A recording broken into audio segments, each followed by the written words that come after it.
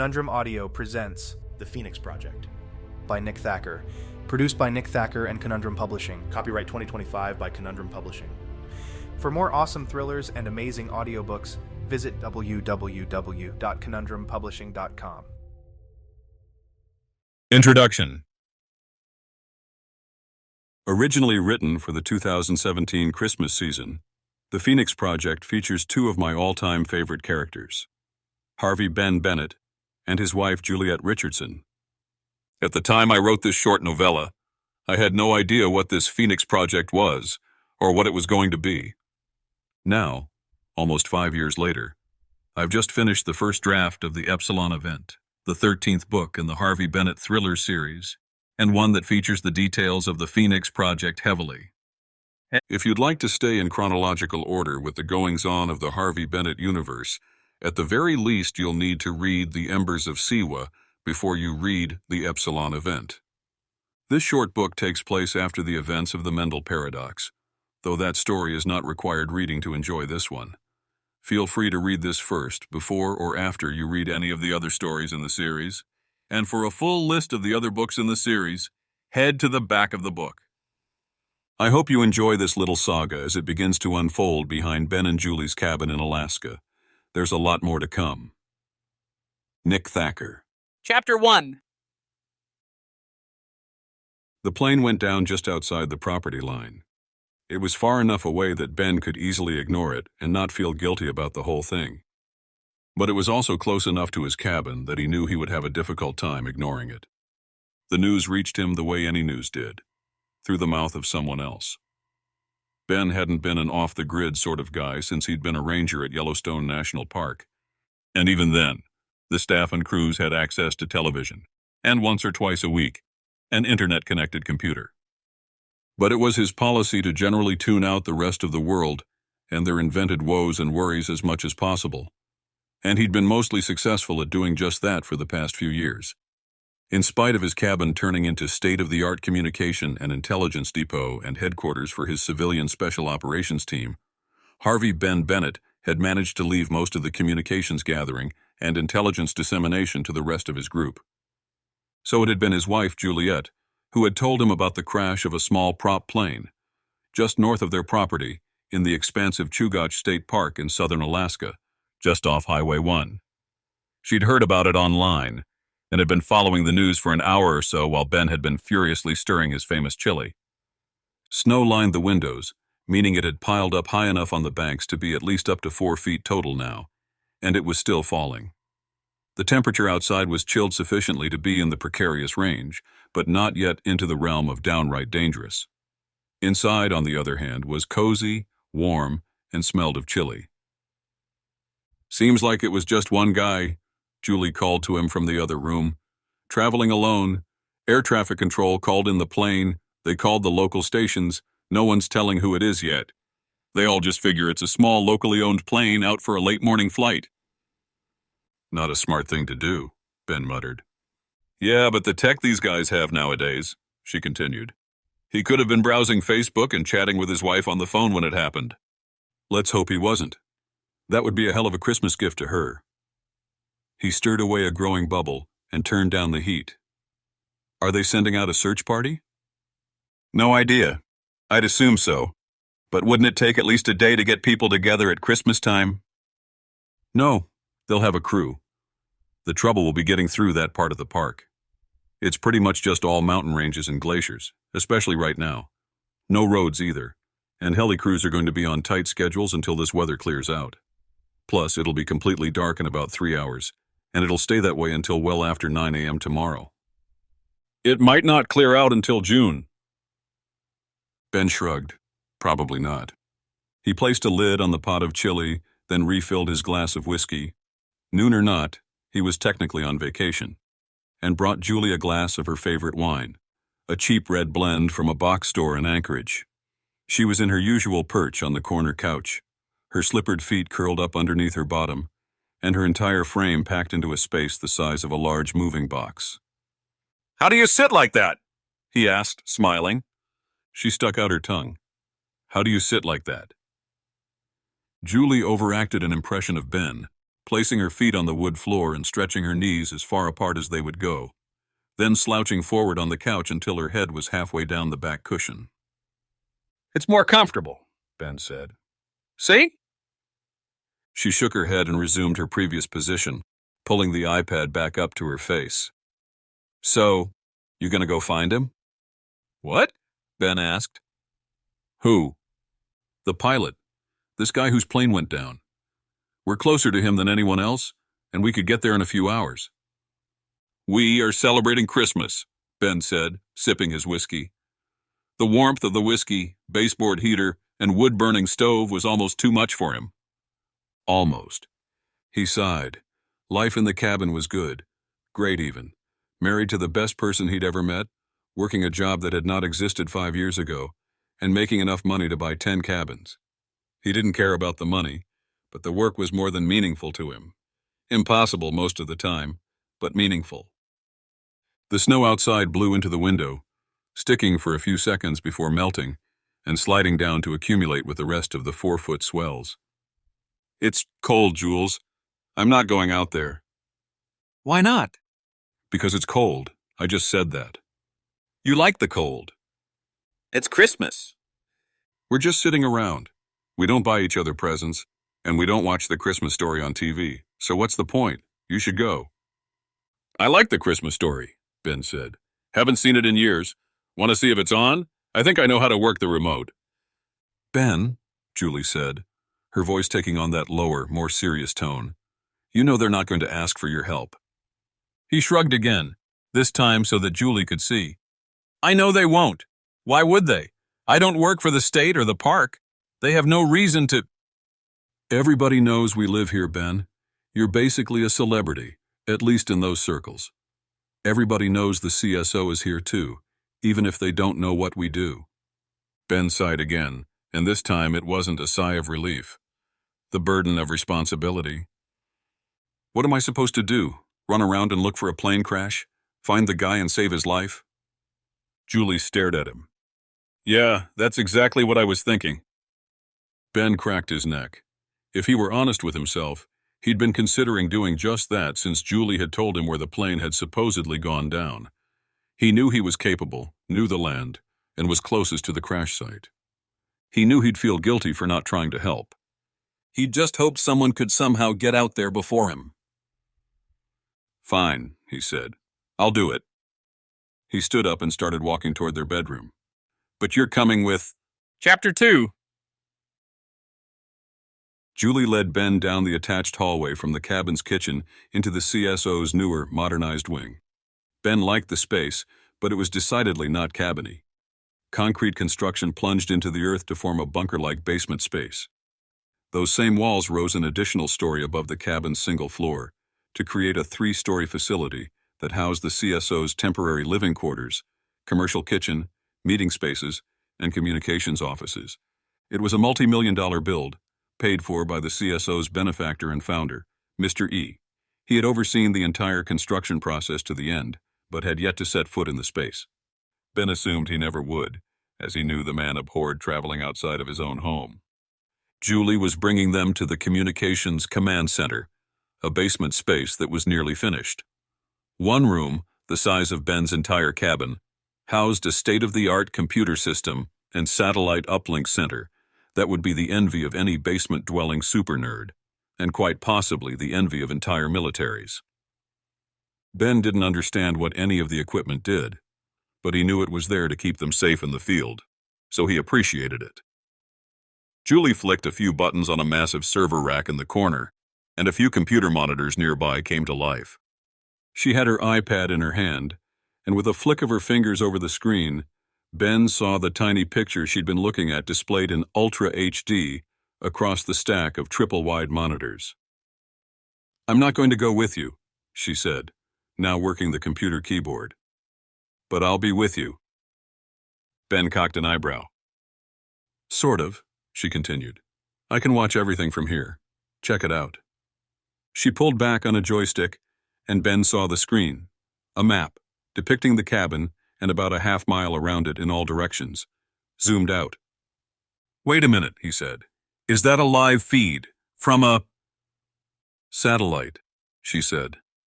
Yeah, Mr. E stationed one directly above us after the break-in this summer. Wants to make sure we're safe. You mean make sure his investment is safe? Julie winked. Yeah, that. Anyway, he's got it placed so that it's a perfect relay and interception point for the U.S. government in regards to Russian military activity. So it's a win-win. He rents them 90% of the bandwidth and lets us have the rest. It's more than enough to give me the ability to control the onboard cameras. And you'll be able to see me from it? Sure, she said. It got enough detail that if I zoom out, then digitally enhance the image, I can get just past the northern edge of the property line. Where the plane went down. Exactly. Julie worked the controls for a minute, then pulled 2 fingers apart on her iPad. The monitor display screen reacted in kind, and Ben saw the image of their property suddenly depicted in sharp detail. There, he said, pointing to the monitors. Looks like that's it. A tiny whitish-blue shape, in the form of a lowercase letter T, stood out from the dark greens of the trees and the bright white snow in a region toward the top of the screen. That's Chugach, he said. Probably not a mile into the park, just outside our line. That's closer than I thought, Julie said. I think you can get there in what, 3-4 hours? Yeah, probably, if I leave now. Well, guess we know what the plan is. Julie pulled the computer chair back and sat down, shifting a few times before settling down and turning her attention once again to the screen. Oh, and Ben, I can use the satellite to get an audio connection between us. So you'll be in constant contact with me unless you fall into a ravine or lose line of sight. Good to know. No falling into ravines. He shook his head. Jules, doesn't it seem a bit too abrupt? What? Going out there? Yeah, I guess. Ben, she said, turning to look up at him.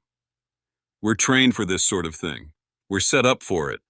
We've got everything we need, and there's no one else even remotely close enough to... No, not that, Ben said. I get that, and you're right. But I'm talking about this crash. What of it? Well, I mean those Cessnas go down pretty regularly, especially up here. At least once a season. But it's not the season. And there's no weather up there. At least not a storm. Just a little snow, and they can easily fly above most of it. So, what? And the plane. You said it was new, right? Almost all of the issues that cause a prop to go down are instrument-related, or a disconnect between the pilot and controls.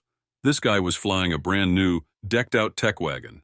It just seems weird. She paused for a moment, clicking around on the screen and putting a GPS-marked rectangle around the crash site. When she finished, she turned back to Ben. That's a reasonable point, Ben. I'll look into it, follow the story, and see if I can get any research on who it was in the plane and where he was coming from and heading. Mr. E can probably dig up anything that's still being withheld by the authorities. I sense a butt coming along, Ben said. But this plane definitely went down, she said. And this guy, whoever he is out there, in the cold, probably severely injured. Or dead. Yeah, or dead. And if they have a family, they have the right to know. Ben sniffed. Can't argue with any of that. Okay, fine. I get it. We're it, at least for now. This guy's dead. The least we can do is try to find him and get his body back. If he's not dead, we're his only shot at making it out of there alive. Julie nodded, and Ben began silently planning the loadout for the trip. Chapter 3. The loadout was simple, and Ben split it into 3 categories in his mind. Communication, survival, aid. This was intended to be a quick trip, so communication was the top priority.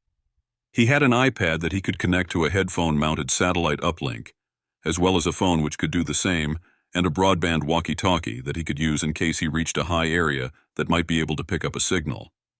Finally, he had placed everything in a backpack that had solar panels on the outside that would keep his devices and power supplies charged when and if he ran through an area of sunlight. All of the communications equipment was superfluous in a typical camping situation, but this mission was intended to be short and quick. In and out, there and back. Nothing to it, he told himself. He knew the land, and he knew Alaska. The thing about Alaska is that it is a brutal place, which is why he considered the second priority nearly as much as the first. Survival would be a struggle if anything went wrong. During this time of year, conditions could turn from brutally cold to life-threatening in a matter of minutes, and he needed to be prepared. He had a fully stocked bug-out bag mounted to the back of his snowmobile, just behind where the pilot would sit once he picked him up.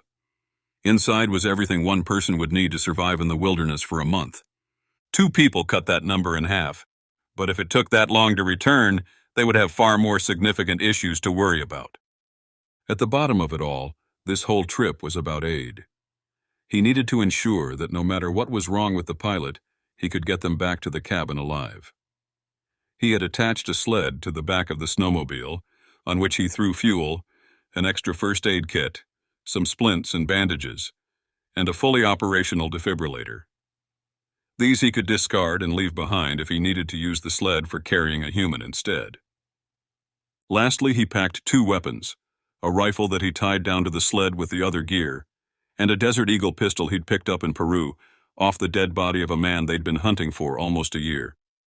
It was a prized symbol of victory for him and Julie, but out here in the frozen wilderness of southern Alaska, it was so much more. The .50 caliber pistol was a practical combatant against nature's deadliest predator, the grizzly bear. It wouldn't be a fair fight, but the Desert Eagle would be at least even the odds a bit. Thanks to the extra space the sled provided, he had enough ammunition to lead a charge against a small army. And thanks to the price of the .50 cal rounds, he probably had enough to fund a small army as well. Julie checked over his provisions, asked a few questions, then gave him the go-ahead. "I think you're set, Ben," she said. "I'll be watching the whole time, so long as you stay connected." "And if I disconnect, you'll send help?" Julie shrugged. "Sure, I mean there will already be help heading that direction."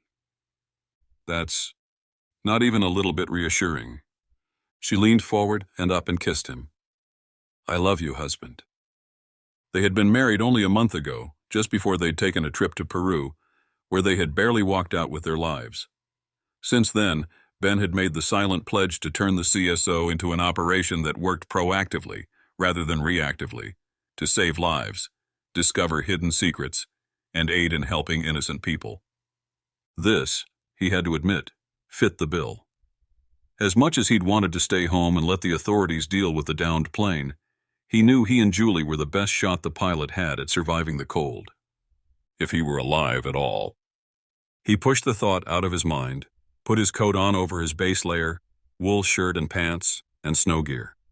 Lastly, he stuck his feet into the waterproof hiking boots Julie had drug out of the closet. "And you're off," she said. "Remember," he said, "if I'm not back in 5 hours, you're calling it in." "Relax," Julie answered. "There's plenty of buffer. 3 hours for travel, 1 for assessing and aiding, and 1 for buffer. If anything happens, you'll be able to reach me. If you can't, I wait and call it in." "It sounds so perfect," he said. "I can't even imagine what could go wrong." She looked at him strangely. "Can't you?" He smiled and shook his head. "Yeah, I was kidding. I can definitely think of what could go wrong." She pushed him backward and out the front door, then kissed him again. Ben felt the wind already whipping up around his ears as the sun began its descent toward the horizon. The weather would reach its coldest point long before that, however, as this was the part of the year when the sun rarely even poked up above the trees. "I can think of all the things that can go wrong." "Don't think about those," Julie said, calling after him. "Think about what can go right." "I don't die," he said. "That's about it."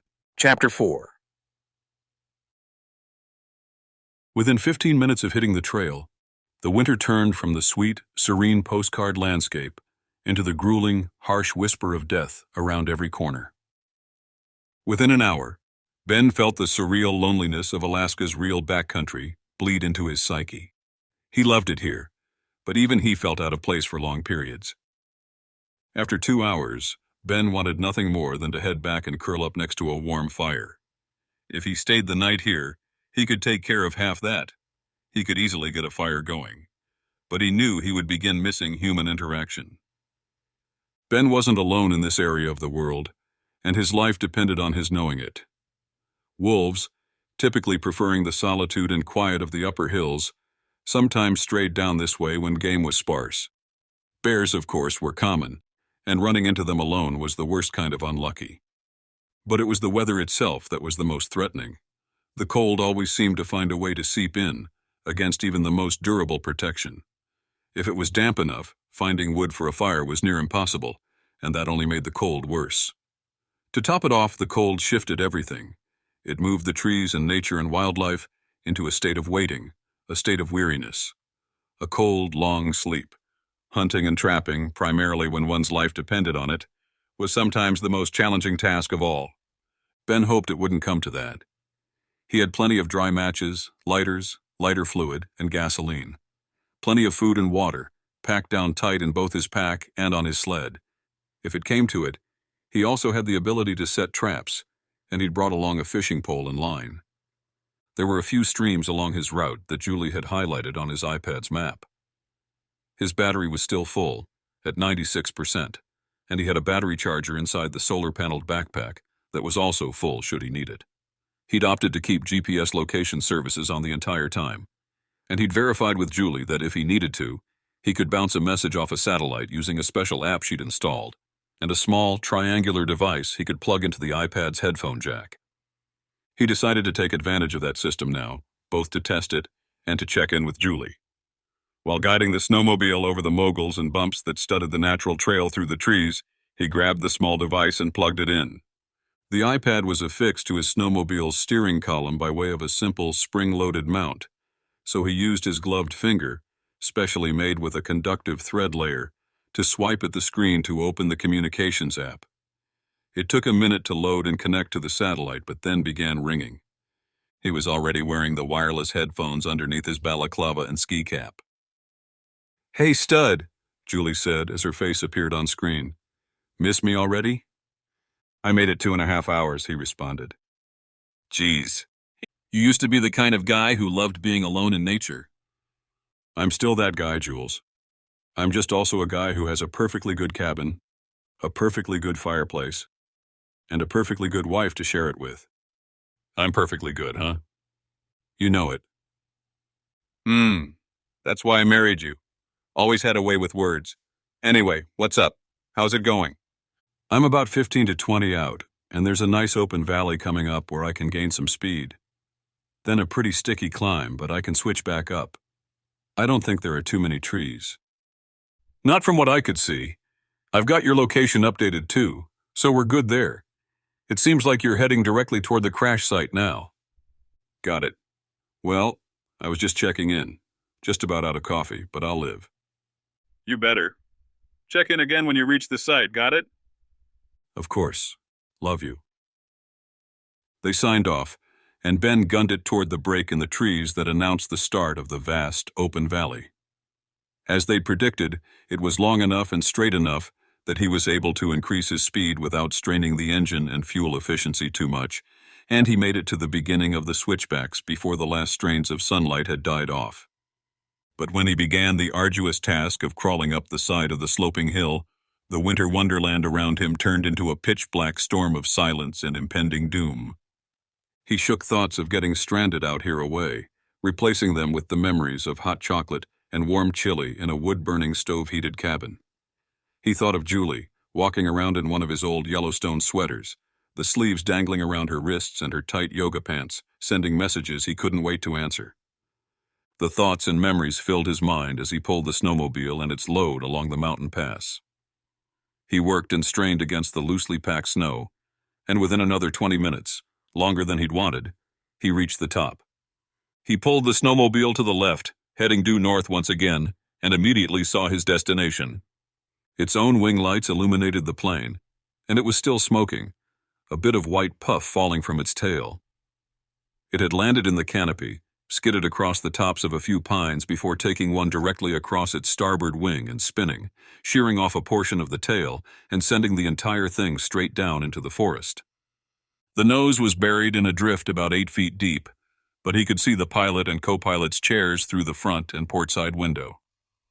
Both were empty. He hoped it meant that the pilot had landed safely, pulled himself out, and was now hiking toward civilization. He pulled the snowmobile closer, slowly, examining the scene from afar. Within 50 yards, he pulled out the massive million-candle-power flashlight he'd bungee-corded to the snowmobile behind his right thigh and turned it on. The entire scene flashed to life. The small plane's fuselage was floating above the forest floor at a 45-degree angle, and save for the right wing and a few bits of the tail, it was in good shape. The fact that it was smoking and had not yet exploded meant there were probably no fuel leaks from any lines internally, and that the plane had gone down with a working engine. That realization gave Ben more questions than answers.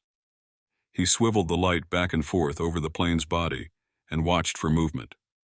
He wasn't sure how long it would take for a scavenger, a wolf or smaller mammal, to arrive on scene if there was an injured passenger inside. But he figured that since there weren't any animals around, there also weren't any injuries he'd have to tend to. He marked that in the good category in his mind. In and out, he told himself again, there and back. He got off the snowmobile and approached the wreckage. He saw a few pieces of the plane's prop lying to his left, as well as a few pieces of the tail or wing on his right. Still no pilot in sight. "Hello?" Ben called. "My name is Harvey Bennett. I'm here for, help." He waited. "Hello again," he said. "If you're there, anywhere, please let me know." He crunched forward over the snow, now nearing the portside wing. It hovered at eye level, and he ducked underneath it. The earpiece in his ear began ringing. Julie. She must have seen his arrival and was calling to verify that everything was okay. He walked closer, now looking through the back windows. Empty. No luggage, suitcases, backpacks, duffel bags. Whoever was flying wasn't interested in staying very long. Finally, he reached the pilot's chair. He looked through the window and saw nothing. His earpiece rang again. There was no chair. Instead, where the pilot would have been, he saw a strange assortment of computers, mechanical gears and levers, and cabling that lay bundled in a circular pile on the floor. What the hell? He looked at the area where the co-pilot would have been, again seeing nothing. Or rather, seeing nothing that a human would be able to sit in. More computing devices, something that looked like a server rack, sat staring back at him. He tapped the earpiece, accepting the call. "Ben, you there? I saw that you reached the site and just wanted to—" "Jules," Ben said, cutting her off. "We've got a problem." Chapter 5. "A problem?" Julie asked. "What do you mean?" "I'm at the crash. The plane, it's empty." "Empty? I mean, no one's inside." "Well, we expected this would be a possibility, right? The pilot probably tried to extricate themselves to get it." No. I mean, it's empty. There's no pilot, and there never was. All the seats up here have been replaced by some sort of automated control system." "What?" "Yeah, no joke. It's like one of those self-driving cars. It has cameras and display screens and mechanical levers and stuff. It was flying by itself." "Maybe it was being piloted remotely? Like a drone?" "Maybe," Ben said. "But still, it seems weird that it would be out here. And there's no reason for it to have gone down. The engine seems to have been intact, and the only damage is from the crash itself." "Meaning, you can't tell why it fell out of the sky in the first place?" "Right, exactly." Ben reached for the handle of the plane's front door. He felt it click and compress under his hand, then he pulled. It was locked. He tried again. This time he felt a little give, then realized the door must have shifted a bit when it crashed, bending something internally that made opening the door difficult. "I'm going to try to get inside. I'll let you know what—" He sensed the call disconnect. He cursed under his breath, wondering if he was too far from the snowmobile, and the Bluetooth connection had been dropped. Ben was about to try the door once more when he sensed a strange vibration, then a clicking sound, as all the lights on the plane and inside on the controls died. He took a step back. "What the—" The click disappeared. Then the world around him fell silent. Nothing stirred. Nothing moved. It was as if the forest itself had been switched off. He turned to move back toward the snowmobile. As he did, he felt a slight pressing sensation near his ear, then a whoosh of air and a cracking sound. He had just been shot at. Ben fell to the ground instinctively, pressing his face down into the snow. It was the first reaction his body thought of, but he quickly realized that it made him that much more vulnerable. Another shot whizzed by him, landing in the snow and creating a small smoking hole. And that... This time, Ben was able to get a better sense of where the shot had been fired from. He rolled sideways, away from the plane. Whoever was attacking him was now firing blind, into the darkness. He got onto his hands and knees, then onto his feet and crouch ran back to the snowmobile. Not enough time to dig out the rifle. He reached the seat of the vehicle and reached down for the pistol. The massive Desert Eagle was loaded with 7 rounds, and he gripped it in the dark, working it through his right hand to familiarize himself with the deadly weapon once again. Hammer back 1 click. Safety on. He cocked it fully, then flicked the safety off. 2 hands. He crouched behind the snowmobile, using the rounded dashboard area between the handlebars, as a rest for the pistol's barrel. The snowmobile was pointing directly at the location, where he assumed the shots had come from. He waited. 7 rounds were not enough to warrant wasting a couple in pitch-black conditions.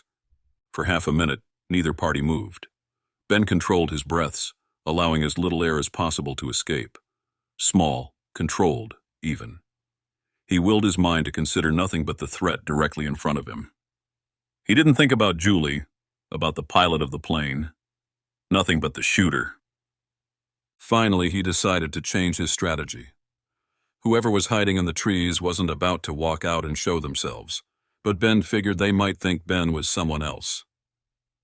"My name is Harvey Bennett," he called out. "I'm a civilian. Here to check on the plane and see if the pilot's okay." He waited. Were they even still there?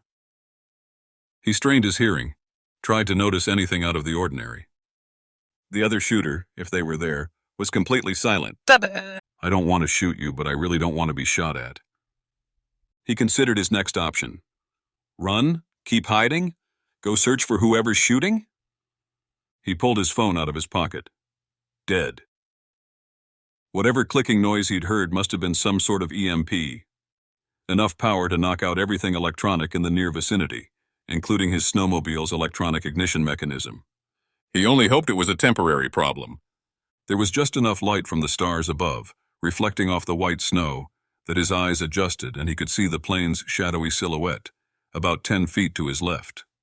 The trees near the plane's tail were about 20 feet from him, and the shooter was hiding somewhere there. That meant he was well protected behind the snowmobile, but he was also unable to move. The snowmobile was dead, and there was no way to know when, or if, it would begin working again. He was also cold and growing colder by the minute. The sun had set now, and it would be gone for far more than the 12 or so hours enjoyed by the rest of the U.S. states. He looked at his watch. 4:13 p.m. Chapter 6. It was late afternoon, and he wouldn't see the sun again until near 10 a.m. the next morning. It wouldn't get much colder than it was now unless lousy weather rolled in, but it was already cold enough. He shivered. "I have to make a move," he thought. "I need to get ahead of this." He couldn't wait out here all night, and whoever this asshole was shooting at him, a lost hunter, the pilot, some random thief, he didn't care. He needed to get back to Julie. He unstrapped the pack from the snowmobile. If he were going to have to hike back to the cabin, he'd do it. But he wasn't about to head out without a survival pack. And an iPad. He unclipped the tablet from the holster and shoved it into the space inside the zippered back of his pack, then slung the whole thing over his shoulder. If the shooter was watching him or could hear him, Ben didn't know. No more shots had been fired. Finally, ready to haul out, Ben turned one last time at the still smoking plane and gave it a final once-over. He was sure there had never been anyone inside it. No blood, no clothing, no personal items, except there. His eye caught a glint of something poking out of the snow, just beneath the considerable snowbank the plane's nose was poking out of. It was dark, but had a metallic sheen to it. He weighed his options. It could be nothing, but it could also be something that gave him a clue as to the reason for the crash.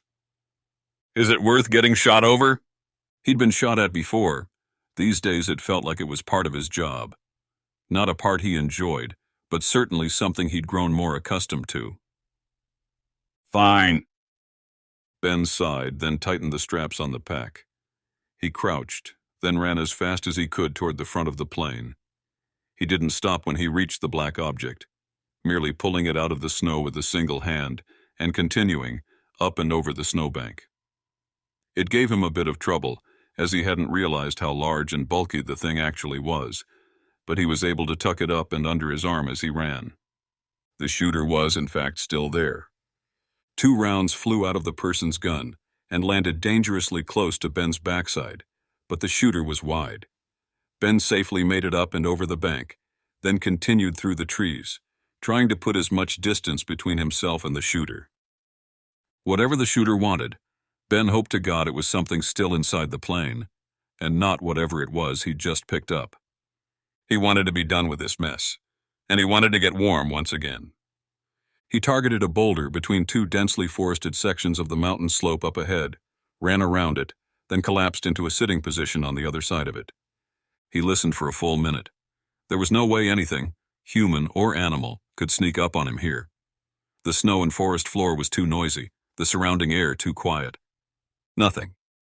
He waited another minute, just to be cautious, then finally let out a breath of relief. When he pulled the object out and set it on his lap, the breath left him once again. It was a laptop.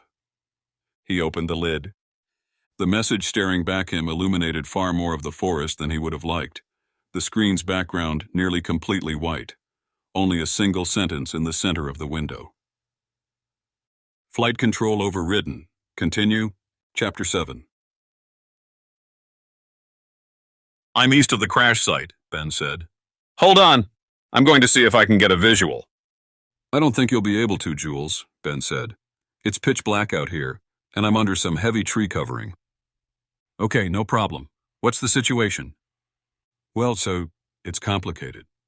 I got disconnected earlier. Some sort of EMP pulse took out the plane's electronics, and my gear was next to it. My phone only now just turned back on. Then they started shooting at me and... What? Shooting at you? Yeah, hold on, there's more. I was able to grab a laptop in a rugged case.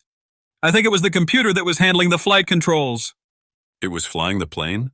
Julie asked. Like a software-based autopilot? Yeah, exactly. I opened it up and it said the flight control had been overridden. Ben, we need the data on that laptop. Yeah, I agree. I'll swing back to the snowmobile and see if it's... No, Ben. Not while there's someone out there trying to kill you. Just hike back. It's going to take a day to get back, Jules, and... Ben, I'm not arguing. Whatever's on that laptop is probably exactly what they're looking for. If you go back, you're basically handing it to them. Do they know where you are right now? No, but... Then, just start walking south. Hit the ridge, then follow it back down to the river and cross when the cliffs end. Then... Julie, wait, Ben said. I'm on the computer right now. Is there a way to transfer the data using the satellite uplink? There was a pause. You have your pack? Sure, right here. Okay, great. Yeah, good idea. In the front flap is a small adapter and electronics kit. There should be an all-in-one USB adapter. You can use it on either the iPad or your phone, as long as you leave the uplink plugged into the headphone jack. It'll take a while to get started, but if you start the transfer and try to maintain line of sight with the satellite, the upload speed should improve drastically. Got it. Hold on. Ben rummaged through his pack and found the adapter and cable. He plugged one end into the phone and the other into the computer. The computer immediately recognized the new peripheral, showing him an alert box. He clicked on it, dismissed the notice, then navigated to the desktop. Any idea what folders I should be uploading? Well, all of them, if you can, Julie said. But start with the main hard drive. Depending on what's on there, it could take an hour or all night. My guess is that the laptop was purpose-built for this task, and the majority of the files are code.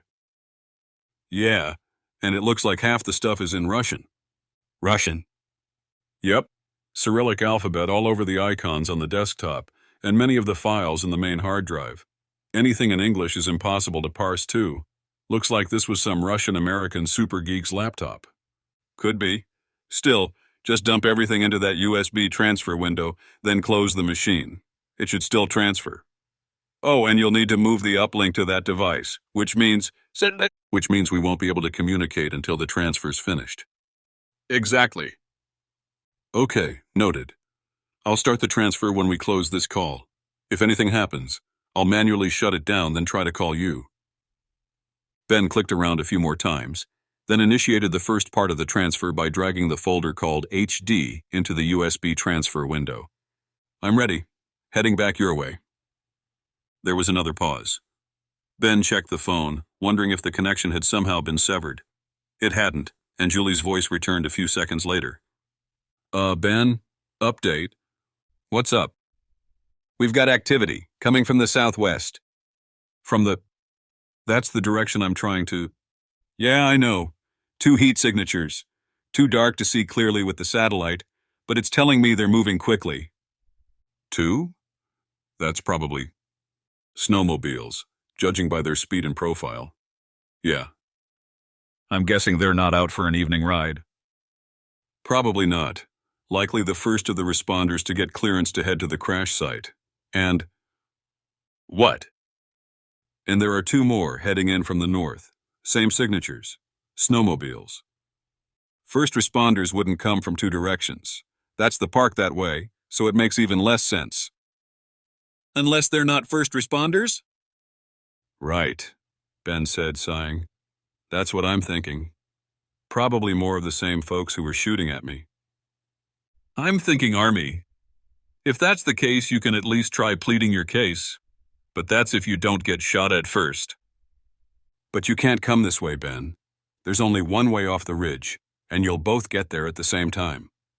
Plus, I'm on foot. I've got the Eagle, but 7 rounds in the dark, from a pistol. It's not even nearly enough. Okay, Ben. Change of plans. If you're not far from the crash site, you'll have a few extra minutes there to test the snowmobile. If you can get it working again, that's your ride. Head west then, down the ridge to the plain, where you can at least get up to speed. You can head around the long way and circle back to the cabin. And if you can't get it working, at least you'll have the sled. Ben nodded, knowing what she meant. At least you'll have the rifle and extra ammunition.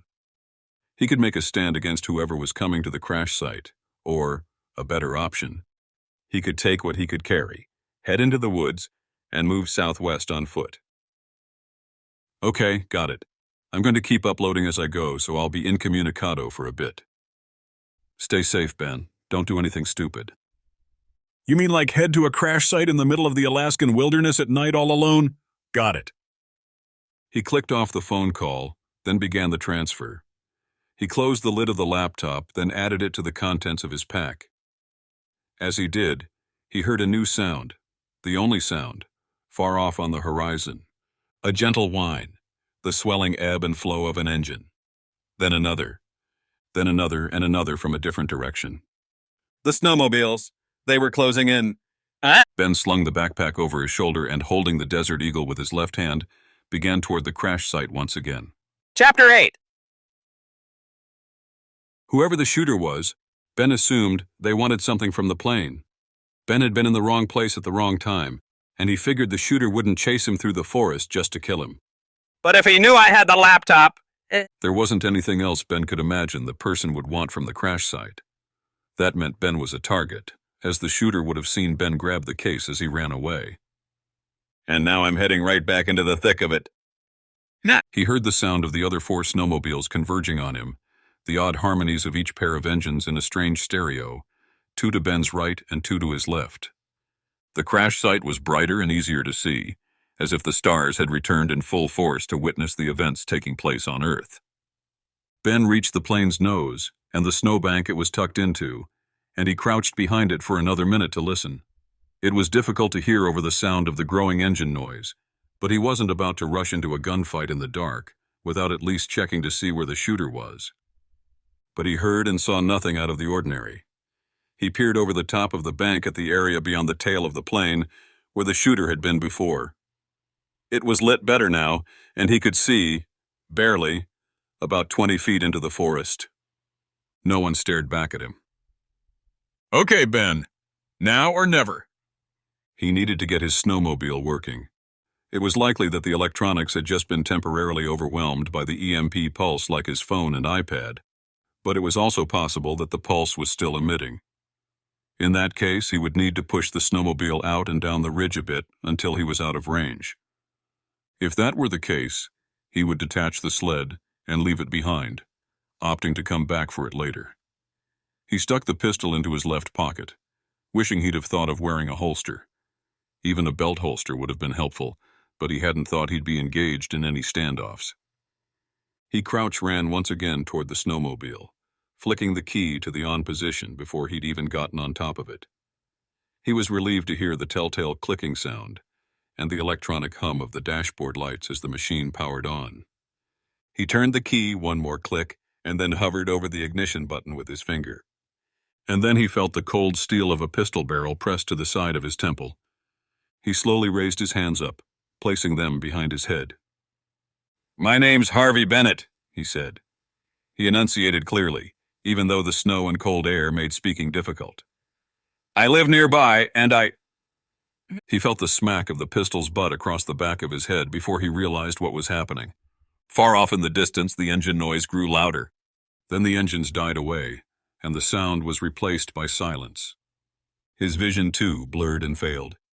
Ben slunk forward onto the snowmobile's handlebars, feeling the sleep coming over him. No. He felt the rough-gloved hands of the shooter as they pulled at him, heard him grunting with Ben's weight, trying to free the much larger man from the seat. And then he heard and felt nothing. Chapter 9. Ben woke on his back, the snow creeping up the back of his head and melting as it made contact with his face and ears. It was a chilling yet oddly comforting feeling. He blinked a few times. "How long?" The shooter was still there, still fumbling onto the snowmobile. Ben must have only been out a few seconds. Made sense, as he felt the throbbing bruise taking shape on the upper part of the back of his head. The shooter's aim had been way too high. He'd barely knocked Ben out. Ben shifted a bit, making sure he was able to move and not somehow incapacitated. He waited, allowing the noise of the incoming snowmobiles to conceal his movements. The shooter's back was to him, and the man was thin, a bit shorter than Ben, but taller than average. He had long, graying hair, and Ben caught wisps of it curling up and out from beneath his cap. The shooter hit the ignition switch, and Ben's snowmobile racked to life. Ben made his move. He pulled out his pistol and lurched up and forward, trying to roll and get to his feet simultaneously. The snow hindered his movement, and he felt himself falling sideways. He recovered quickly, but the shooter must have sensed the commotion. The shooter turned, wide-eyed, just as Ben brought the pistol down. Ben had been hoping to take the man just like he'd been taken, with a single swift blow to the back of the head, only this time ensuring that his prey was out cold for longer than 30 seconds. But the shooter got his arm up just in time, simultaneously dodging backward. Ben's pistol missed completely, and his fist merely knocked against the smaller man's forearm. The sound of the set of snowmobile engines bearing down on them from the north died away. "They're here," Ben realized. The second pair would be here in seconds, and Ben needed to get as far away from this place as possible. Still, the first set of engines had stopped farther away than Ben would have thought. It sounded like they were still out of this stand of trees, somewhere higher up on the mountain in the park. Maybe I've got a few extra seconds. Ben had already planned his counterattack, in case something just like this happened. He swung upward with his left hand, catching the shooter in the chest and clearly taking the man by surprise. He grunted, falling off the right side of the snowmobile. Ben leaned in, jumping on the guy and landing on his knees before he could drop fully off. The man grabbed Ben's face, squeezing, but Ben could tell the man wasn't nearly strong enough to make this a dangerous attack. He rolled sideways out of reach and brought his pistol up and into the man's face. Unfortunately, the shooter had anticipated just this move, and he brought his own fist to Ben's temple, smacking Ben's head sideways. Ben roared in pain, then jumped backward. He was on his feet, and the shooter was still wrapped up in the vehicle, one leg on each side of the craft, with his torso hanging slightly to the right of it. He came up quickly again, spry and in shape, if not a trained fighter. Ben was ready. He jumped forward, landing a tackling blow to the man's upper body, and sending both of them flying off the side of the snowmobile. They hit, hard, on a patch of forest floor that hadn't been covered by enough snow to slow their fall, and Ben felt the air knocked out of him. He was in better shape than the shooter, though, who was gasping for breath. Ben noticed a few large rocks strewn about and assumed that he had landed on his back on one of them. He pulled the pistol up and pointed it at the man's face. Breathing slowly, steadily, not quite back to normal but still with the upper hand, he spoke. "You tried to kill me twice now. Should I return the favor?" The man stared up at him. Ben stood, ensuring the power dynamic had been sufficiently established. "Do I need to ask again?" The man shook his head. "What's your name?" The man didn't answer. Ben sighed. "Get up. Now." He motioned with the Desert Eagle, and the man complied. Standing toe-to-toe, Ben sized him up. He was thinner and shorter than Ben, but scrappy. His face was weathered, a darker shade than Ben's, but still white. He looked like he could be American, but also European or even slightly Asian. It was difficult to tell in the dark, and the shadows cast over his face by the skullcap didn't help. "What is your name?" Ben asked again. The man opened his mouth to speak. Before the words came out, the man's shoulder exploded in a mix of blood and clothing. He lurched forward, falling into Ben's arms. Both men fell to the ground, Ben cradling the man with one hand while still trying to retain control of the firearm with his other. He let the man slide to a spot on the tops of Ben's legs while Ben looked up and behind him. The other snowmobiles had stopped as well. He was facing south, and that was where the shot had come from. "They're here." Ben squinted through the trees but couldn't see anyone standing nearby. Further off in the distance, right about where the steeper ridge started falling back down toward the river, he thought he could see the outline of a snowmobile, white and black on the white and black canvas of snow and nighttime trees. "Need to move, now." The words came to him subconsciously, and he followed the instructions subconsciously. He looked down. The shooter was breathing, looking up at Ben, his eyes pleading. He sighed. This man needs medical attention. And in another part of his brain, this man shot at me. The response was there before the thought even ended. You have medical gear. You have enough training to take care of a bullet wound through a shoulder. He sighed again, then cursed under his breath. Ben slid backward toward the sled, quickly unsnapping the gear and pushing it off the side. He pulled the shooter onto the sled, then placed the man's own hand against his shoulder. "Hold that," he said gruffly. The man looked up at Ben. He had no idea if the guy understood English, but at least he'd tried. "If you die now, it's on you." He looked down once more, seeing the rifle. Hoping to prevent any more stupid situations, he unsnapped the rifle from its clips and hoisted it up and over his shoulder with the attached strap. Then he climbed onto the snowmobile, which was still coughing and idle. He didn't wait to see where the new shooter was. He gunned the engine, yanking the sled behind him as he sped off to the west. It wouldn't be a smooth ride for either of them, but Ben wasn't interested in comfort. He wanted to be home. He wanted to be warm. And he wanted to stop getting shot at. Chapter 10. The route west was slow and miserable, but no one had shot at them. Yet. Ben had to keep the snowmobile under 10 miles per hour, both for the occupant of the sled's health and due to the fact that there were no trails, human-created or natural, through this area. He'd been up on this ridge a few times on trapping and hunting trips, but it was technically park-owned land, and it was treacherous. Situated at the very edge of the mountain range, the ridge seemed to give up and die, in the most brutal way possible, by descending straight down to the river, now about 200 feet below him. He wanted to follow the ridgeline as he knew the cliffs descended and shallowed eventually, leading to a saddle-shaped central spot that was low enough to switch back down, with a section of river that was navigable. That was where he was headed. Julie had wanted him to go east, to move around the snowmobiles approaching from the south. He'd chosen this in the moment, mostly because he hadn't wanted to turn around and run through the crash site another time. The snowmobile had been facing east, so they were heading east. That meant there was another mile of this before the ridge began descending downward. And if the other 4 snowmobiles' riders had heard or seen their escape, they could easily overcome Ben.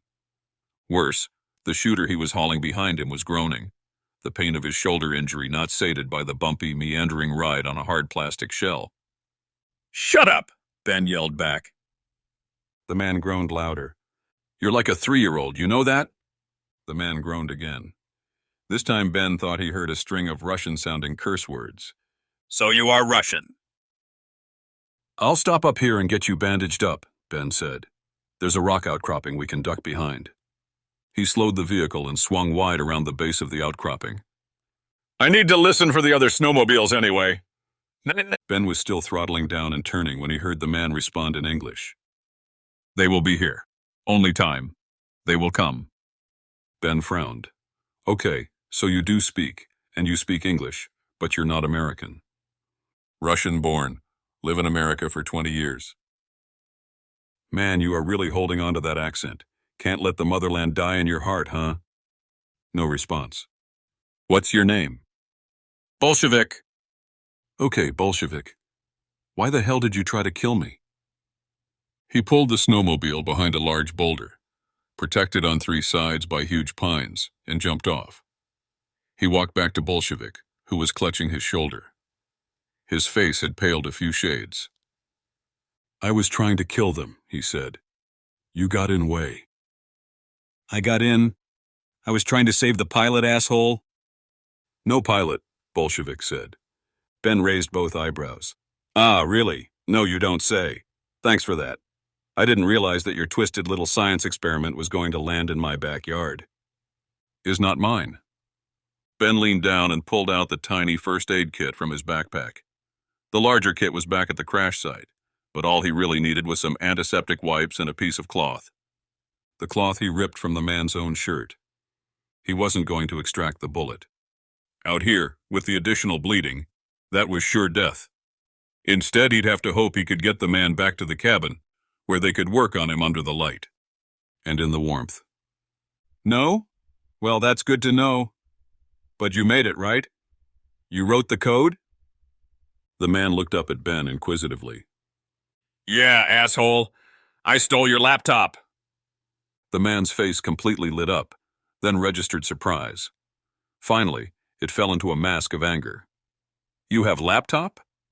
Ben didn't answer. What's on it? What is it about that software? It flies planes, doesn't it? Some sort of creepy autopilot? The man snickered. Oh, something's funny now? Seems like you're the one about to bleed out on the snow unless I get this shoulder wrapped. Or, I guess I could just drive back home. Let those guys back there do whatever they want with you. The man didn't flinch. Not autopilot, he said in his stilted, thick Russian accent. Oh, okay, right. So who was flying the plane? Laptop was flying the plane, but not autopilot. What then? Ben tied off the bandage, then wiped around it with the antiseptic wipe. It wasn't enough, but it was all he had. The guy would at least live until he could get him safely back to the cabin. First, though, he wanted to know who he was saving, especially since this man, Bolshevik, had tried to kill him. Bolshevik moved to sit up and Ben helped him. Food? Bolshevik asked. Man, you are not a cheap date. I've got venison, deer, and elk, actually. You like that? Bolshevik nodded. Ben handed him a small baggie of dried meat and an extra bottle of water from his pack. Bolshevik ate the entire bag and drank half the bottle before speaking again. I work at tech company, private contractor for U.S. government. Ben nodded. My favorite type of contractor. Project was artificial intelligence, making robots, working to perfect systems integrations with modern flight logistics. Ben didn't pretend to understand. So, nerd stuff? Bolshevik smiled. Yes, nerd stuff, exactly. And what was your role in it? Bolshevik motioned with his head in the direction of the plane crash. That, the flight control system. You were part of that team? I created it. I was team. And I'm guessing the government didn't like what you were doing with it, crashing it into the ground here in the middle of nowhere. I mean, the plane wasn't much. Brand new, but it's over-the-counter Cessna stuff. It's the guts inside that would be worth all the money. That computer system and the controls, man, that could be worth over $1 million just by itself. 10 million, Bolshevik said. The smile was gone. 10 million? Damn, Ben said. Okay, so they're pissed because you took it for a joyride? Bolshevik looked strangely at Ben. Then he shook his head.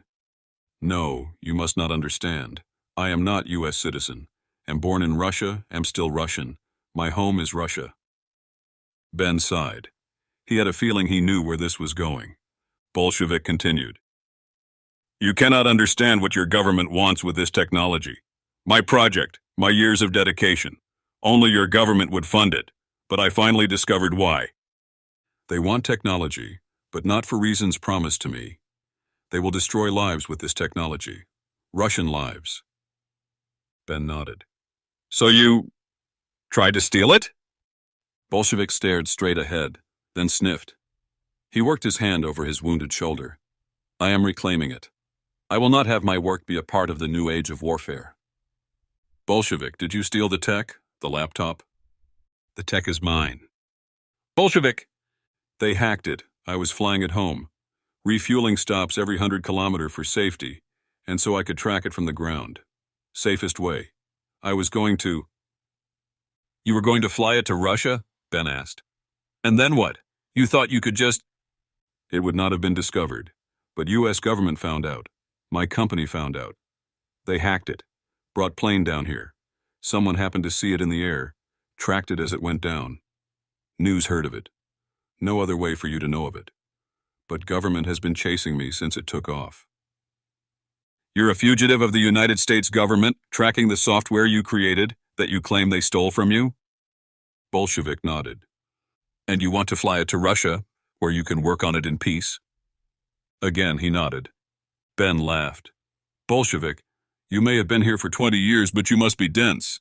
If you think that was a good idea, and that the U.S. government wouldn't go to any length to find you, you're out of your mind. Yeah. I've done enough work with that same government to know what they're interested in, and let me give you a hint. It's not your safety and well-being. That plane crashing in my backyard was the best possible outcome for you. Bolshevik looked confused. No, seriously, Ben said. They think you're dead, they find the laptop, they don't care to look around. That's all they want. They want your tech, not you. You're home free, buddy. Just... I will not give them laptop. Well, lucky for you, you don't have the laptop. Bolshevik looked like he was going to scream at Ben, but before either man could speak again, Ben heard the sound of snowmobiles again. They're coming, Ben thought. They're coming for both of us now. Chapter 11. Ben's snowmobile was fast. The four chasing them were faster. He'd intended to run up and around the lower portion of the park, doubling back to the north of the plane crash site, and taking advantage of the relatively open, easy-to-navigate the area on the plateau-like top of the mountain. Eventually, he planned on making a near full circle around the crash site, then snaking back down the side of the ridge, over the river, and back home. There, he hoped Julie would be able to help him get Bolshevik fixed up, get his data and whatever information he would offer, and together they could make a plan. Instead, he made it up and around the crash site, then back down to the steepest part of the ridge. The cliffs here overlooked a shallow, rapids-infested area of the river that wound and bucked back on itself before meandering once again in a generally southwesterly direction. The problem was twofold. His snowmobile wasn't as fast as the other four, as he was carrying two full-grown humans, and he was dragging one of them behind him on the sled. The second problem was that the snow had stopped falling. His tracks were laid bare, evident and visible to anyone passing within 100 feet of them.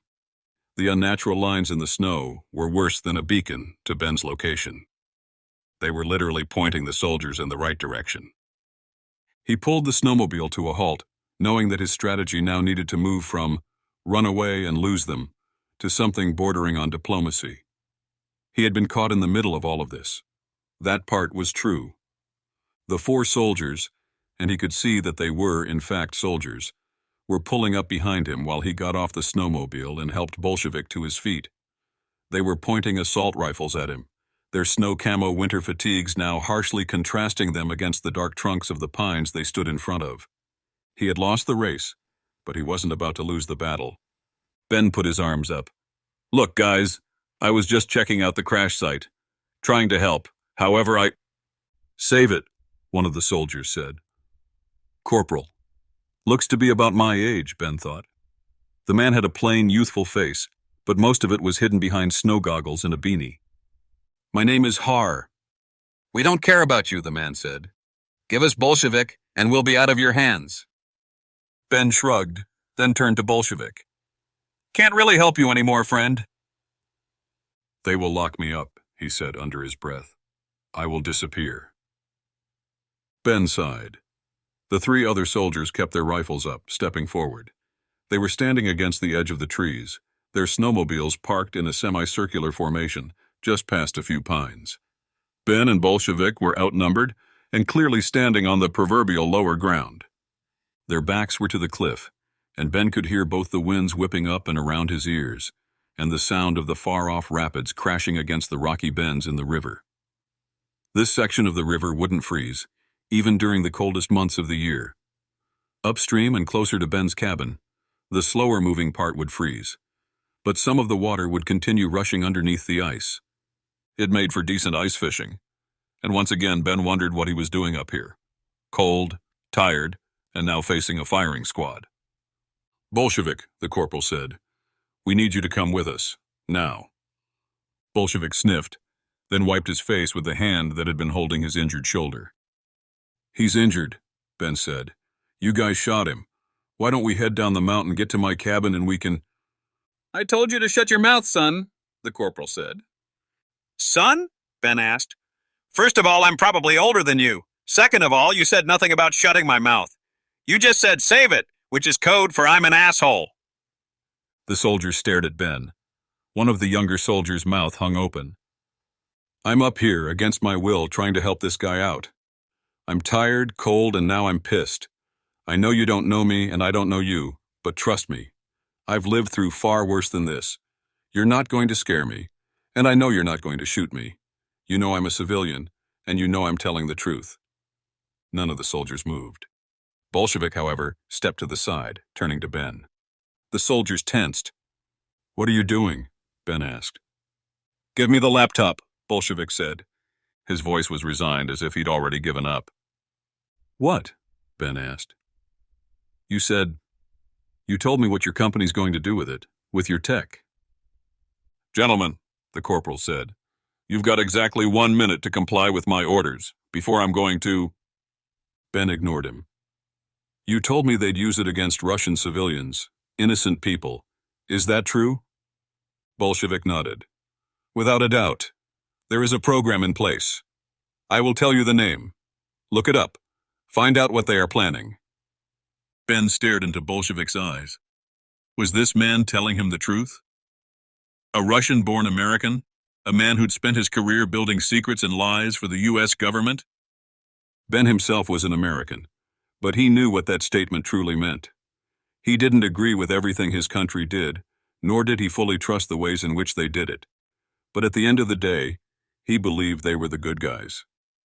God, I hope I'm not wrong. Ben sighed again. Okay, fine. He put his hands down. The Desert Eagle was tucked into his pants once again, and none of the soldiers had seen it. Or they didn't care. They wouldn't have to do anything but pull a single finger backward, and Ben would be shot off the face of the earth. He slowly, meticulously, slid the backpack off his shoulder. I'm just getting the man's data, all right? The soldier in front of Ben nodded. No funny business. Trust me, man, nothing about this is funny. Ben carefully unzipped the pack, retrieved the laptop, then stood up once again. See? Just a computer, nothing to it. He handed the laptop to Bolshevik, who had taken another single step, this time toward the nearest soldier on his right. Bolshevik, Ben said quietly. The man turned to face him, gripping the laptop with his uninjured hand. For what it's worth, I believe you. Bolshevik nodded quietly. He looked at all 4 of the American soldiers slowly, examining them.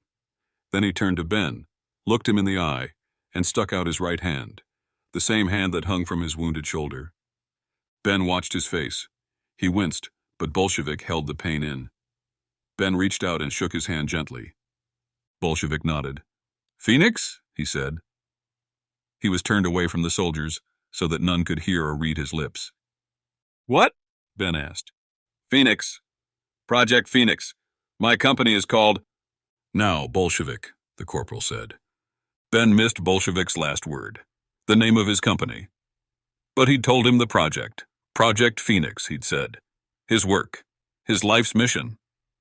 Ben was about to help Bolshevik toward the soldiers when Bolshevik unbelievably yanked his arm from Ben's grasp. What? Thank you, Harvey, Bolshevik said. And then he flung himself off the cliff. Ben turned, horrified, and watched Bolshevik sailing through the air, the laptop still clenched between his fingers. The soldiers rushed forward, and Ben sensed the corporal now on his left side. The laptop hit a rock, immediately smashing into 1,000 pieces. The bulk of the device flopped down a few more banks and landed directly in the center of the river. Bolshevik hit once, bouncing a single time with a sickening crunch, and didn't move again. Ben saw the bleeding, broken man from 200 feet above, and no longer felt cold. Instead, he felt empty. Epilogue. How are you feeling? Julie asked, rubbing Ben's shoulders. Weird, cold, but not really. Like I just watched someone die. You did just watch someone die. No, it was different than that. I watched him kill himself. Ben took another sip of coffee. Black, but with a substantial spike of bourbon that Julie had poured in. The fire was raging. He was under a blanket on their couch, and yet he felt the tingling sensation of his limbs straining against the warmth, as if they had resigned themselves to their fate of being forever cold. Like Bolshevik. He shot at you too, Ben. The man was probably deranged. He seemed fine to me. He was scared. Doesn't make shooting at you the right course of action. Ben turned to face her. What was the right course of action? This guy dedicated his life to a system that he knew was broken. A system that he eventually discovered would steal his work and use it against him, against innocent people. We don't know that. I believe him, Jules. He tried telling me everything once he trusted me. He tried explaining it, but he knew he was running out of time. Julie shook her head. Ben knew she was trying to process it, just as he was. But she was also, just as he was, trying to make sense of the broader ramifications. Did they get anything from the computer? Ben shrugged. No idea. 2 of the Army guys went down there to try to fish it out of the river, but the hard drive would have been completely busted before that. Still, they can probably extract some data from it. Some, sure. You think they'll give it back to his company? Ben shrugged again. That's what I don't know. Probably. I mean, the guy's company is a private contractor working directly for the government. They probably called it in when they found out Bolshevik went rogue. The Army was dispatched because they're the company's security team. Right. So they'll probably still end up with the tech. Probably. And we just need to figure out if that's a good thing or not. Ben frowned. What are you talking about? Julie sipped her own glass of wine. He wondered if it was the same one she'd been drinking from before. They were once again in the cabin's living room, having closed off the hallway to the newer, more corporate-feeling CSO headquarters attached to the cabin. After his excursion, Ben had raced home, no longer under the scrutiny from the soldiers, who were now fully consumed by the idea of getting Bolshevik's body and belongings back to whatever base they'd come from. Julie and Ben had spent the next hour warming up by the stove and fireplace, debriefing what had happened. I mean, we need to decide for ourselves if we should help the Army or not. How would we help them? By figuring out what this Phoenix project is and whether or not it was in the government's best interest to hack into Bolshevik's plane and bring it down. Why, is that our decision to make? Ben wanted to be done with this. He wanted to warm up, drink his coffee, and think about tomorrow's project, improving his now famous chili recipe. Reggie and Mrs. E would be in town tomorrow evening, and he was hoping to up his chili game before then. He wanted nothing more to do with the Army, the plane crash, and Bolshevik's company, whoever it was. Ben, Julie said, her voice soft. In the woods, last time we talked? Yeah? I had you do something, remember? Ben's eyes widened. No. Yes, Ben. I had you upload the files. Make a copy of the hard drive and send it via satellite to the CSO computers. You have it? All of it, Julie said. That's what I'm talking about, Ben. The Army and Bolsheviks Company may not have all of what he was working on, but we do. We have all of it. The whole hard drive was copied and uploaded while you were getting chased around the park. So, we can see what he was doing. What the company was really up to? I'm hoping so. Mrs. E's going to take a look with me tomorrow night, and we can then make a better plan. If we decide to turn it over to the government, great. If not, then we'll do what we always do. Make sure things that need to remain hidden stay that way. We'll make sure things that are never supposed to see the light of day stay in their vault. Ben let out a deep breath, then nodded. Good. He liked that. He was finally starting to warm up, and Julie, once again, had figured out exactly what it was that would make him feel better. He could feel better about Bolshevik's death, knowing that it wasn't for nothing. The CSO could decide for themselves what about the man's project needed to be turned over to his old company, and they could decide what about Project Phoenix they would keep for themselves. A word from the author. Thanks for reading this Harvey Bennett novella. If you want more Harvey Bennett and some great full-length novels, check out my Thriller Starter library. You'll get 3 full-length books by signing up for my mailing list. Find it at www.nickthacker.com/free-books.